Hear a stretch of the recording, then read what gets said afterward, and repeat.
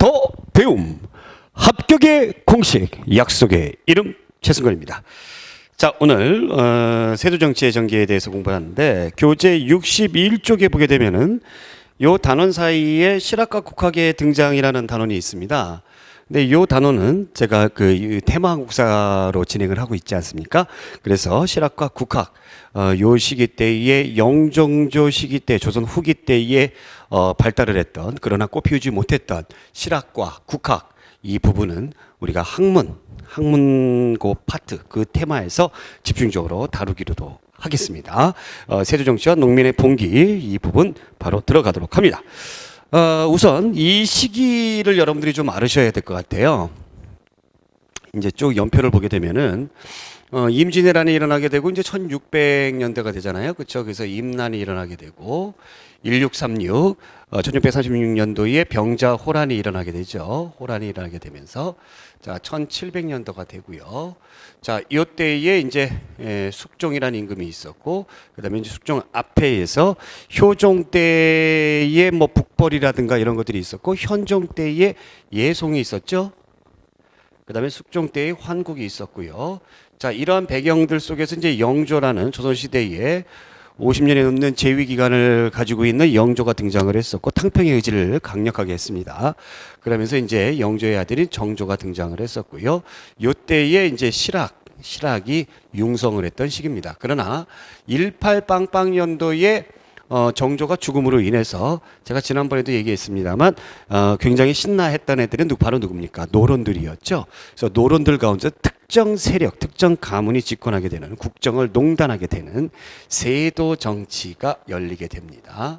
자, 세도 정치가 언제까지 열리냐면 1863년인 고종이 흥선대원군의 아들인 고종이 등장할 때까지 그때까지 열리는 것이 바로 세도 정치다라는 거죠.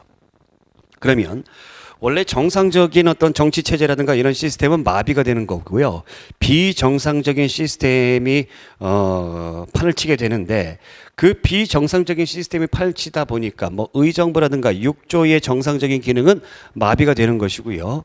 관리가 되기 위해서는 누구한테 잘 보여야 돼요? 특정 가문에게 잘 보이게 된다라는 겁니다. 그래서 관리 등용 제도, 과거 제도가 완전히 유명무실해지게 되면서 부정부패가 판치게 되는 그런 시기가 바로 세조정치 시기이다. 어떻게 본다면 조선시대에서 가장 썩은 시기가 바로 이 시기다라고 보시면 되겠습니다. 가장 썩은 시기가 바로 세조정치 기간이었기 때문에 농민들의 삶도 굉장히 힘들었던 것이죠. 그래서 농민봉기가 엄청나게 일어났던 시기가 바로 이 시기였고요.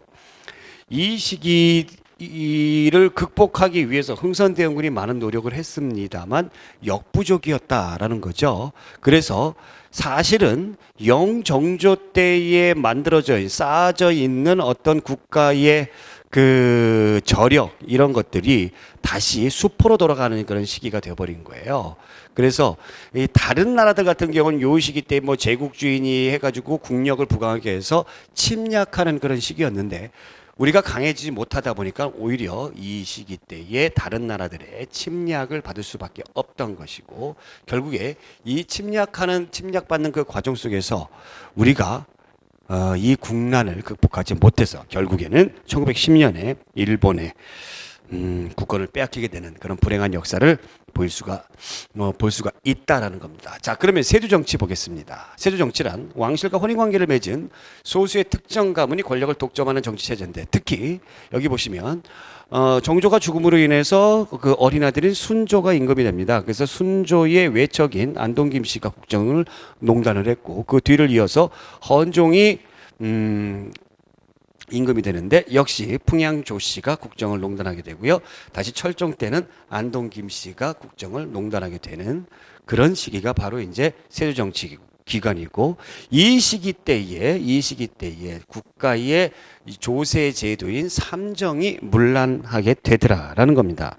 자, 그러면 삼정의 문란을 보게 되면은 우선 크게 삼정이라는 것은 전세, 군포, 황고 이것을 얘기합니다. 전정, 군정, 황곡. 그 정자가 들어간다 해서 삼정이라고 그러는데 전세는 토지세죠. 나중에 이제 본격적으로 조세제도 할 때 배우겠습니다만 본래 토지제도는 1개월당 쌀 20말만 정도만 거두면 되는데 여러 가지 명목을 붙여가지고 몇 배 이상을 거둔다라는 얘기죠. 부정부패가 들어가는 것이죠.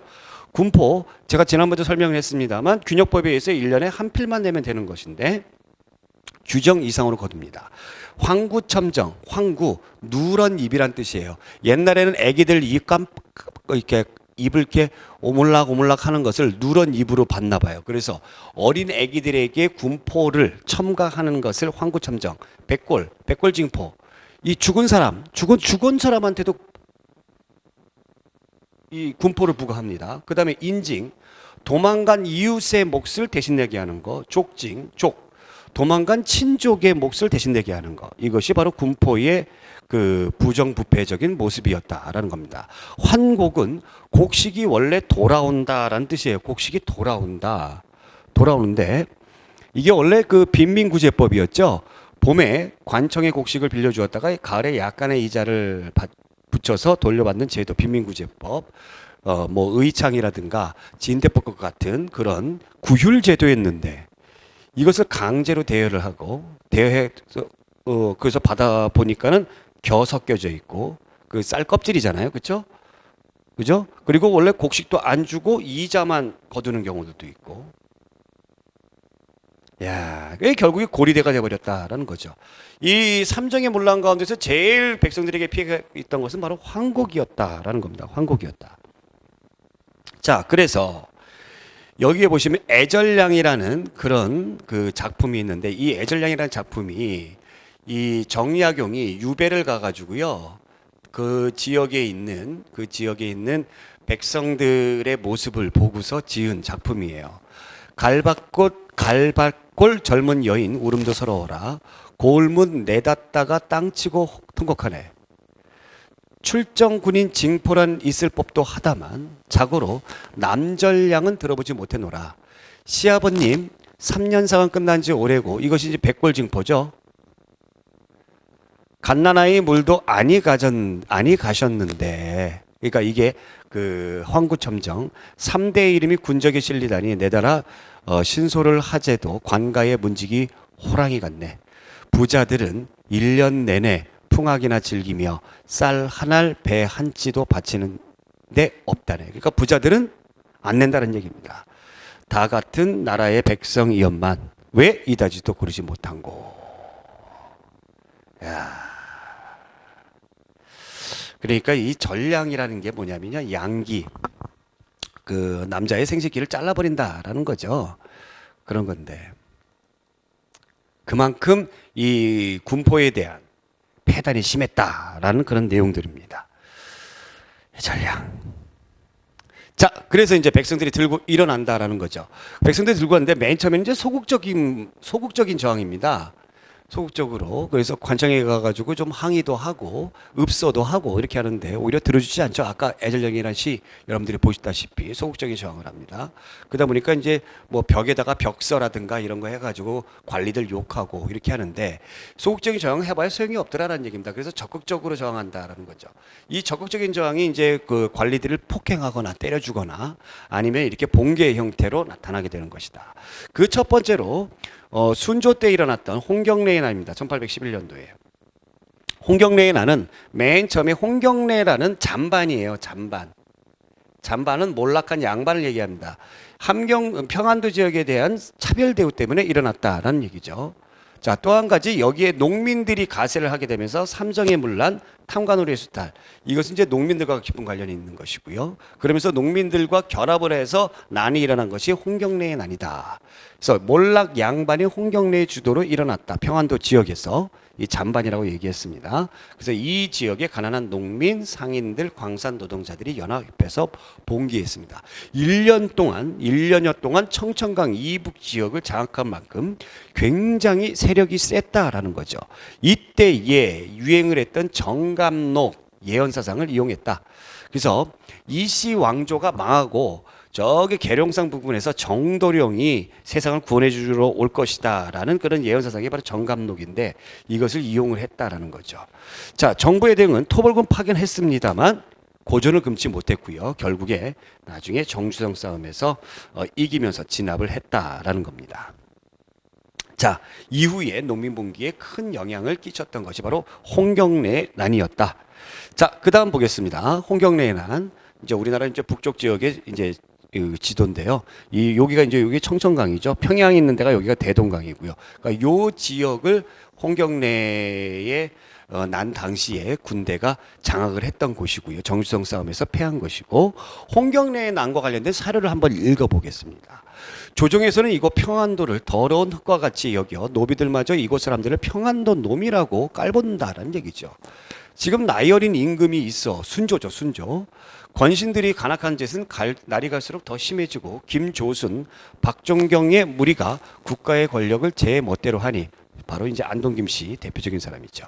이곳 평안도에서 병사를 일으켜 백성들을 구하고자 한다. 네. 자, 그다음에 임술 농민분기가 있습니다. 옛날에는 이제 진주밀란이라고 그랬는데 조금 그 역사적인 용어가 격상이 됐어요. 1862년 철종 때입니다. 그래서 세도 정치 말기 시기죠. 그래서 철종 때에 가장 많은 농민분기가 일어났다고 보시면 돼요. 원인은 역시 삼정인문란과 탐관오리의 수탈이죠. 전개 보겠습니다. 경상 우병사 백낙신이라는 사람이 탐악을 했어요. 나쁜 놈이죠. 역시 몰락한 양반이 잔반, 유계춘 등이 들어가가지고 항의를 합니다. 근데 들어주질 않고 오히려 유계춘 등에게 벌을 주었다라는 겁니다. 그래서 진주를 중심으로 해서 봉기를 하였다라는 겁니다. 결국에 실패를 했습니다만 이 운동이 결국에는 전국적인 봉기의 확산의 계기가 됐고요. 이 의의는 우리 하층민들의 자각운동이었다라는 겁니다. 스스로 깨달아서 더 이상은 못 참겠다. 우리도 사람이다. 과거의 어떤 이 봉기 같은 경우에는 누군가가 각성을 해가지고 거기에 농민들이 하층민들이 참여하는 형태였다면 이제는 자각운동의 성격으로 확대가 됐다라는 거였습니다. 자, 그러면 여기 이제 자료 화면을 한번 잠깐 보시고요. 지도 보고 여러분들이 보실 수 있어야 돼요. 홍경래의 난은 이쪽에 일어났고 순조 때 진주 농민봉기는 이쪽 진주에서 들고 일어났다라는 겁니다. 이것이 이제 보통 그 농민봉기가 삼정의 문란 때문에 들고 일어났었는데 이 세두 정치 기간 동안에 굉장히 안 좋은 폐단들이 어디서 발생을 하냐면 바로 관리를 뽑는 과거제의 문란에서 일어난다라는 겁니다. 뭐 과거제를 실시를 하긴 합니다만 이거는 유명무실한 것이었고요. 그래서 뭐 부정부패가 여기에서 많이 일어나게 되는 것이고 대표적인 것이 그 문서가 공명첩이라는 문서가 있어요. 이름 쓰는 데가 바로 비어져 있다. 그래서 안동김 씨, 풍양조 씨 같은 그런 세력가 집안에 돈 갖다 주면 거기다 바로 이름 써주더라는 거죠. 자, 이러다 보니까 이렇게 해서 관리가 된 사람들이 뭐를 할 수밖에 없는 거예요. 부패할 수밖에 없는 것이고 각지에 이런 봉기들이 들고 일어나다 보니까 정부가 이제 이것을 바로잡고자 해서 암행어사를 파견한다거나 암행어사를 파견한다거나 아니면 삼정이정청이라는 삼정을 바로잡는 기관이다 해서 이런 것들을 만들었습니다만 암행어사도 그렇고 삼정이정청에 있는 관리도 그렇고 다 그놈이다. 똑같은 놈들이다라는 겁니다. 자, 이렇게 해서 우리가 세도 정치 기간 동안에 얼마나 사회가 부패하고 썩었는가를 우리가 알아봤고요. 그래서 결국엔 농민들이 들고 일어날 수밖에 없었다였습니다. 자, 다음 시간에 이 시기 동안에 그 유행을 했던 또 이 시기에 새롭게 탄생하거나 또 새롭게 유행을 했던 그런 종교 또 그다음에 농민들이 또 백성들이 믿고 의지했던 사상들에 대해서 다음 시간에 알아보도록 하겠습니다. 오늘 여기까지 고맙습니다.